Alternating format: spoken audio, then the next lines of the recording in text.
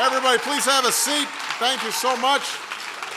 Well, thank you, Strive, for those kind words and your great work to promote opportunity in Africa and across the globe. I should point out, by the way, Strive just told me he was in the middle of a board meeting. He flew here. He's got to go back. He hasn't gotten any sleep. That's how committed he is to the work that we're doing. So give Strive a big round of applause.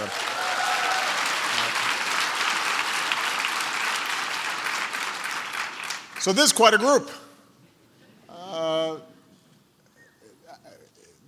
Just a lot of do-gooders in one room.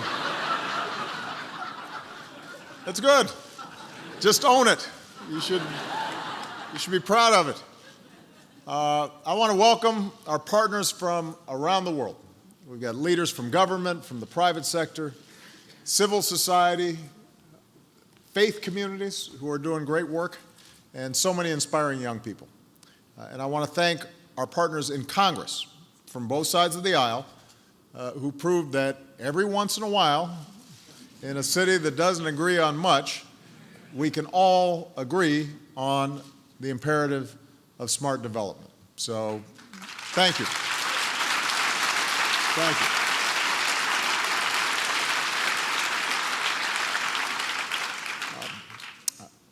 Obviously, there's been a tough couple of weeks, not just here in the United States, but around the world. And that's being amplified to some degree during political season. So I think maybe it's worth stepping back for a moment. It's a challenging time with threats of terrorism, an international order that is buffeted by all kinds of different events, a sense that globalization is leaving too many people behind and expanding inequality within countries, even if we are seeing progress in the aggregate. And all of this creates legitimate fears and anxieties that have to be addressed, and at least a feeling, a perception that people don't have full control over a rapidly changing world. So it is worth reminding ourselves of how lucky we are to be living in the most peaceful, most prosperous, most progressive era in human history. Now, that's hard to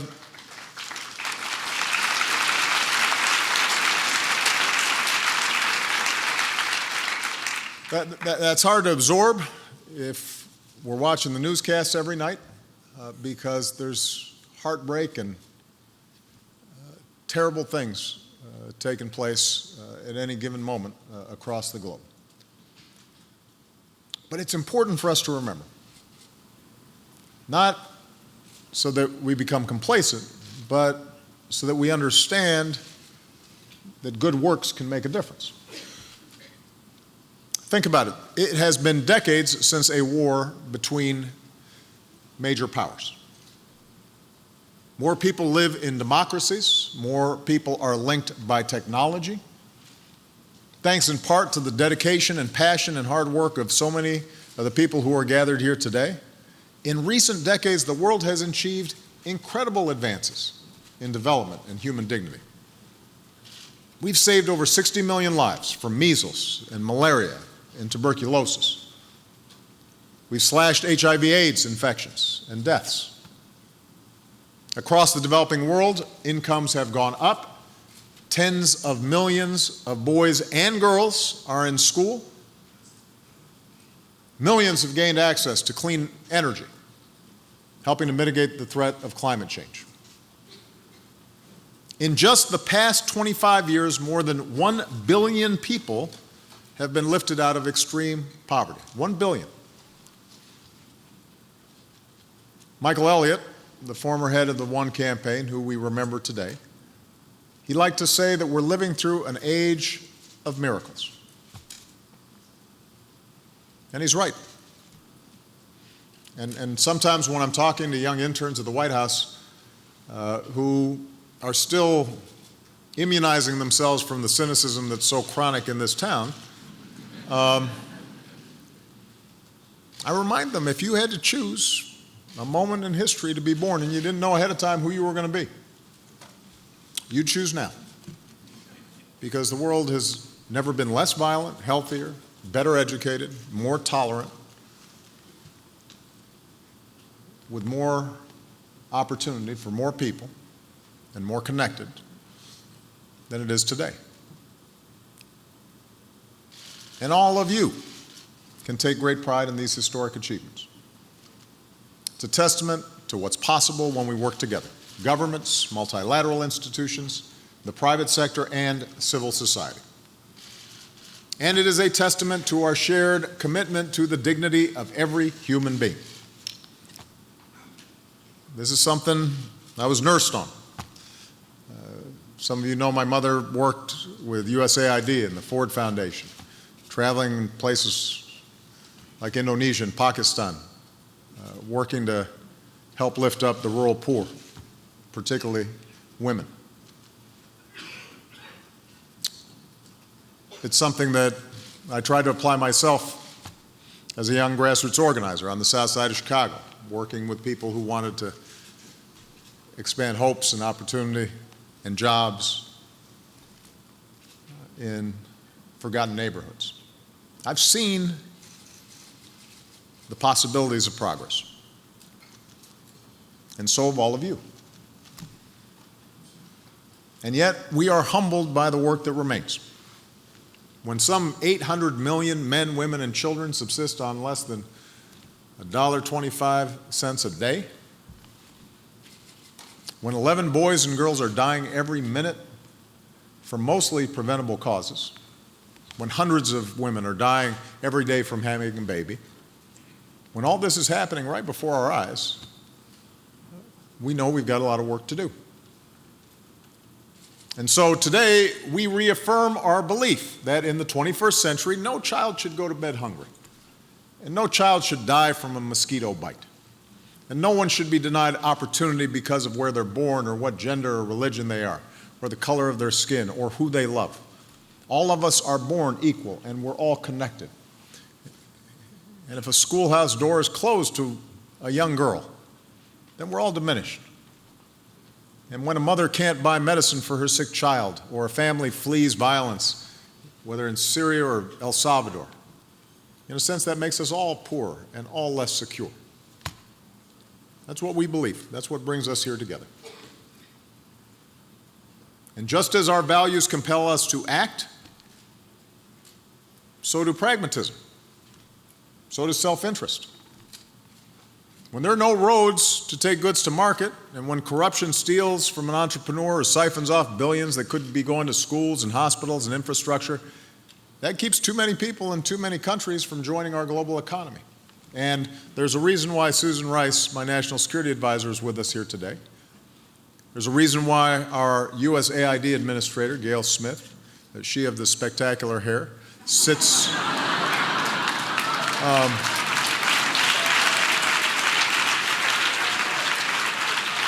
there's a reason that Gail sits alongside generals in the Situation Room when we're talking about critical national security issues, because we know there is a correlation between no education, no jobs, no hope, the violation of basic human dignity, and conflict and instability. So development isn't charity. It's one of the smartest investments we can make in our shared future, in our security and our prosperity. And sometimes that's a tough argument to make here in the United States, where we have big needs, and there are kids going hungry in this country, and don't have good enough schools in this country, and have insufficient shelter in this country. Sometimes people feel like, well, why are we making investments anyplace else? And yet we don't question hundreds of billions of dollars of investment in our military. And I could not be prouder as Commander-in-Chief to have the world's best military and the best military in human history, and it's needed. And sometimes we have to make sure that we're addressing those who would do us harm. But for us to make a fraction of that investment in schools and clean water and health care, that's why we do it. It's not because we're not mindful of the needs here in this country. It's because if we make those investments, we're also going to be in a better position to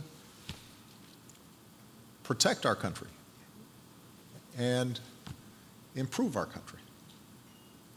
And this is why, as president, I've elevated development as a key pillar of American foreign policy. With the help of many of you, we've established our new global development policy, and we've transformed the way we do business. We changed how we measure development, not just by the dollars we invest, although we still invest a lot of dollars, but by whether people and nations are actually better off as a consequence of those investments. Instead of government going it alone, we've deepened partnerships with multilateral organizations and civil society and the private sector and faith communities and most importantly, people on the ground. Instead of just sending foreign aid, we're leveraging new sources of funding, committing and mobilizing more than $100 billion from the private sector and other partners to promote development and save lives. And in the fight against poverty, we're treating governments as partners, not charity cases. Instead of top-down approaches, we're building local capacity because local partners have to be in the lead. So the United States continues to be the world's largest donor of humanitarian aid, and it will remain so as long as I'm president, and it will remain so, I'm confident, in the next administration. But instead of just responding after crises happen, what we've been focused on is helping communities and countries build resilience to shocks and to be in a position to avoid crises. Because we have to be hard-headed and big-hearted at the same time. And in doing so, we've ushered in a new era of accountability and results. For donor nations like the United States, and for all of us who believe passionately in development, we've got to make every penny count. So we're holding our partners in developing nations to the same standard. No excuses. Waste, fraud, corruption, those are anathema to development. And today we're here to celebrate the progress that we've made. We're here to keep the momentum going, guided by the new Sustainable Development Goals, including our goal to end the outrage of extreme poverty. So I may only have 6 months left in office, but I'm here to say that whoever the next president is, development has to remain a fundamental pillar of American foreign policy and a key part of our work to lift up lives, not just overseas, but here in the United States. If you care about human dignity,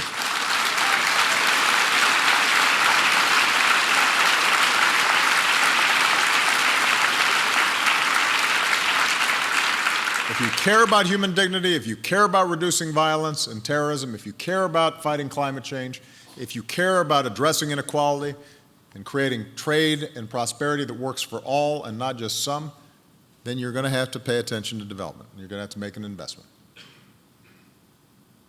So, that's what all of you have been doing. And I'm here to tell you, let's keep going. Let's keep unleashing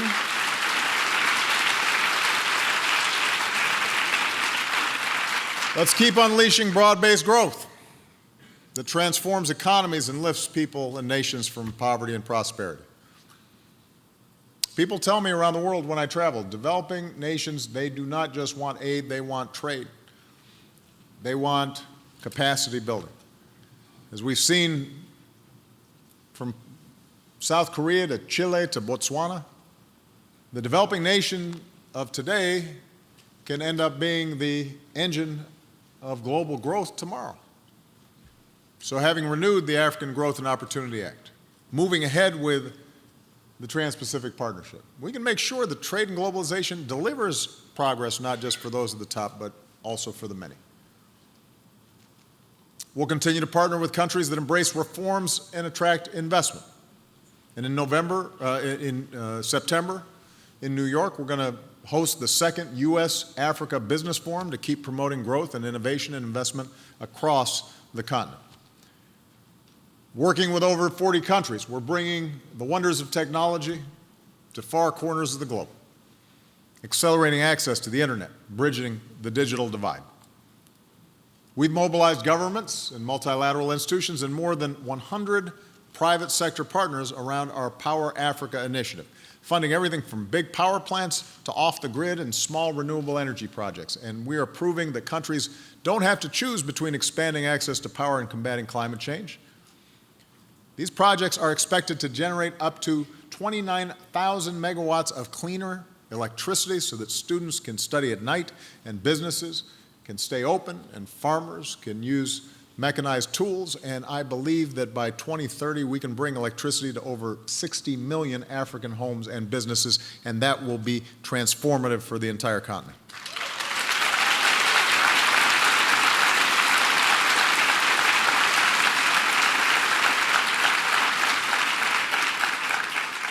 And because economies can't thrive without rule of law, together, let's keep fighting for good governance and strong, accountable institutions.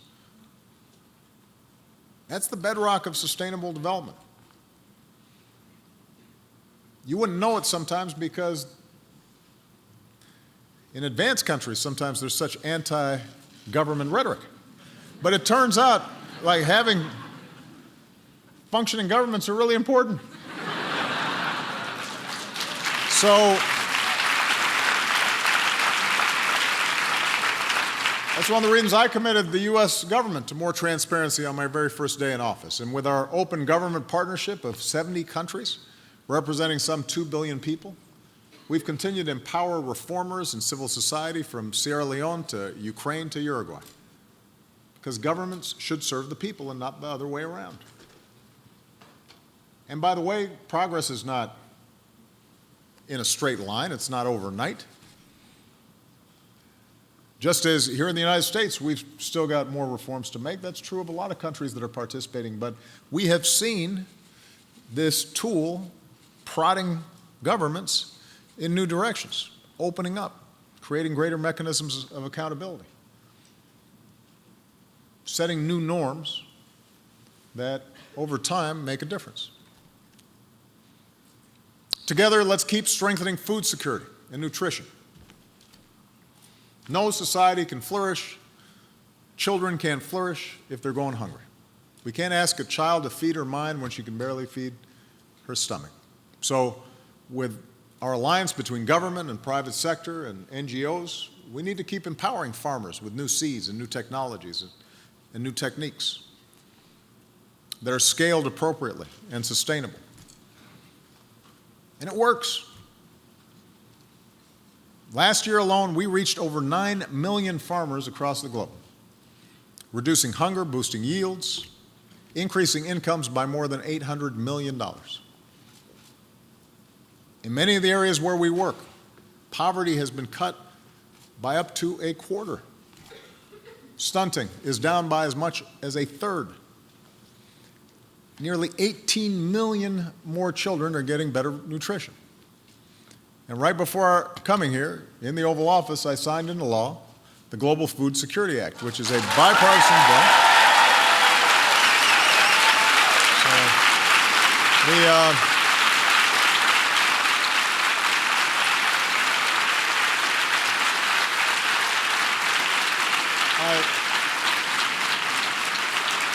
Thank you.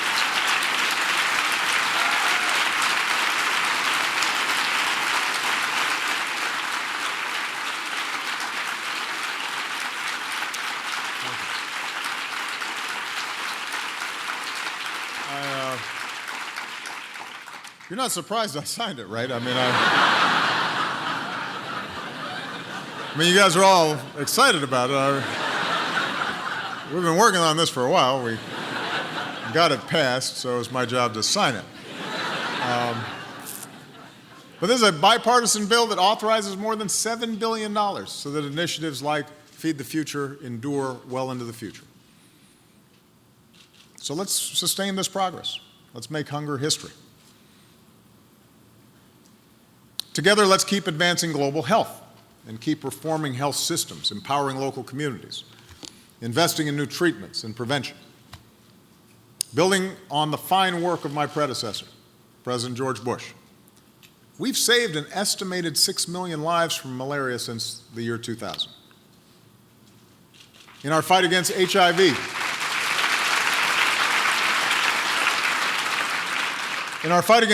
AIDS, we've nearly quadrupled the number of people receiving treatment since 2009.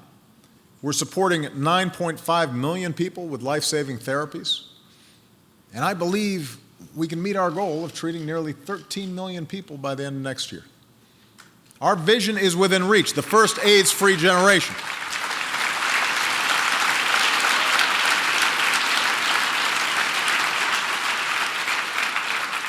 And with our commitment to infant and maternal health, we've helped save the lives of more than 4.5 million children and 200,000 mothers. Together, we beat back Ebola in West Africa. And with nearly 50 countries united around our global health security agenda, we're going to keep boosting our ability to prevent and detect and respond to outbreaks. And here I do have to just add a little editorial. Republicans in Congress can help pass that bill that treats Zika like the serious threat that it is, fully fund our response. That's an example of protecting America and helping other countries too. We can get that done. And maybe most of all, together, let's keep empowering our young people whose energy and enthusiasm and optimism can lift up countries, no matter how tough the circumstances. I have met so many young people all over the world that just inspire me. We joke sometimes that, you know, with all the grim stuff I have to deal with every day, get me in a room with some young people. The old heads get me depressed sometimes because they're ready to go to work. They need support, they need the skills, but we've already brought together nearly 500,000 young people through our Young Leaders initiatives from Africa and Southeast Asia and Europe and the Americas. And we want to keep helping them connect and exchange ideas and expertise and best practices. Keep giving them the tools to be the next great entrepreneurs, doctors, scientists, the next civil society leaders, maybe even future presidents and prime ministers. And as we're empowering young people, we've got to continue lifting up all our people, and that means men and women, boys and girls. I've said this before, I will keep repeating it.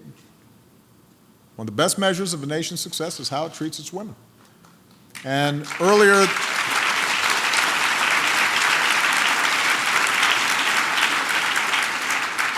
this month, we had the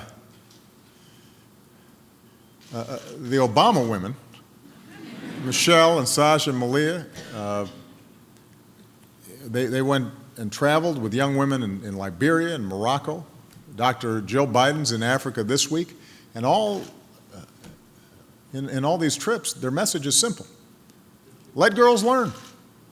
Let girls learn so they can help start new ventures and drive economies. Let girls learn so that they can invest in their communities. Let girls learn so they can be safe from violence and abuse. Let girls learn so they can realize their dreams. Because when women have equal futures, families and communities and countries are stronger. When they get an education, that means their children are getting an education. This is a fact. And we haven't made enough progress on this front. We got to do more. Now, none of this is going to be easy. One of the messages I've been trying to deliver at commencements and other appearances around the country as my presidency comes to a close is just reminding people stuff's always hard. In fact, I have a plaque on my desk that says, "Hard things are hard." This was advice that was given to me by one of my senior advisors when we were in the middle of some big fight. He said, "You know, here's the thing, Mr. President, hard things are hard." I said, "That is profound. You're right." But sometimes we get disappointed in this age of instant gratification when we don't feel as if everything is solved. Well, you know, we're here on this earth just a blink of an eye, each of us. You know, we take the world that's been given us and we try to make it just a little bit better, and then somebody else picks it up and they do their part. And there are people who are trying to impede progress, but the good news is that the general trajectory of humanity is that the folks who've been trying to make progress have outnumbered those who haven't. And over time, things just get a little bit better. And it adds up. But it's hard. And when President Kennedy said we'd go to the moon, he said we chose to do it because it's hard. No point in doing easy stuff. Nearly 50 years ago today, a man first walked on the moon. That was hard. And JFK once said that the conquest of poverty is as difficult, if not more difficult, than the conquest of outer space. So we can't get discouraged. We can get frustrated sometimes. We may, at least if you're in the Oval Office, occasionally utter a curse word or two. We've got to stick with it, because it's going to take years to reach our goals. Whenever the task seems too great, I am reminded, and I'm sure you are too, of all the people that I've met these past 8 years. The odds they faced that pale in comparison to the challenges that we face. The promise they hold. You know, the young farmer in Senegal who started with 1 hectare of land, grew that to 16, and boosted her incomes and brought a tractor, and suddenly was an employer and small business person. And just hearing her talk about what had happened to her in a few years as a consequence of some of the work that the people in this room had done, that gives me hope. She gives me hope. Or the young entrepreneur in Peru who's teaching rural women digital skills. And suddenly they're employable and they've got a whole new set of possibilities in front of them. Or the healthcare workers in the Bishop Tutu HIV AIDS clinic in South Africa. And the incredible work that they do with good cheer and unbelievable effort. And all the brave men and women with the virus who have overcome despair and are now living full and long lives and are giving something back. They give me hope. And I think of all the citizens at the grassroots in countries around the world, in places where it's dangerous sometimes, who are pushing to hold governments accountable, lawyers who are monitoring elections, and activists in civil society, and innovators building platforms to enhance transparency. They give me hope. All of you coming together from across sectors, working together. Government, private sector, civil society, faith groups. Because you understand that despite whatever differences of religion or background or race or region. We are united as one human race and by our abiding commitment to the inherent dignity of every human being. All of you give me hope. Just as you've had a partner in me in my administration, I'm confident that as we work for the prosperity and justice and peace that all of us seek in the world, as we reach people who may feel forgotten and bring hope to remote corners of this planet, I am absolutely convinced that you'll have a strong partner in the United States of America. We've shown this can work. Now we just got to keep it up. All right? Thank you very much, everybody. God bless.